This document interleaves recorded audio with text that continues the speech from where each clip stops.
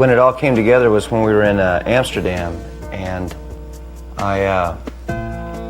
just became really keenly and uncomfortably aware of how,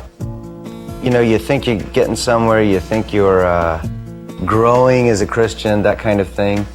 and all of a sudden you're in a situation where you go, I am just as susceptible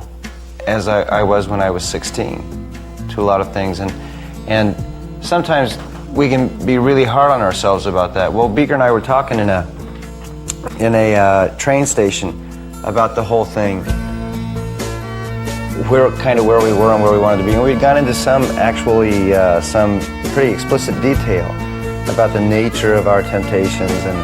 and of those struggles, and this guy leans over, and we're in Germany, right, and so we're assuming no one's going to be interested enough in whatever we would have to say to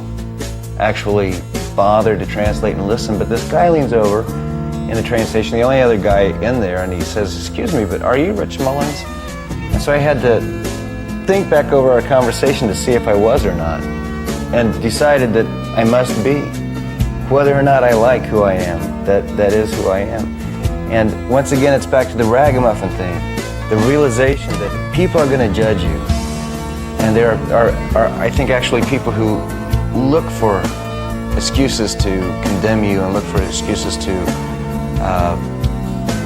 say bad things about you. But God doesn't look for those kinds of excuses. And I think the conclusion of the matter for me was that I think I would rather live on the verge of falling and let my security be in the all-sufficiency, the grace of God, than to live in some kind of pietistic illusion of moral excellence. Not that I don't want to be morally excellent, but my faith isn't in the idea that I am more moral than anybody else. My faith is in the idea that God and His love are greater than whatever sins any of us commit.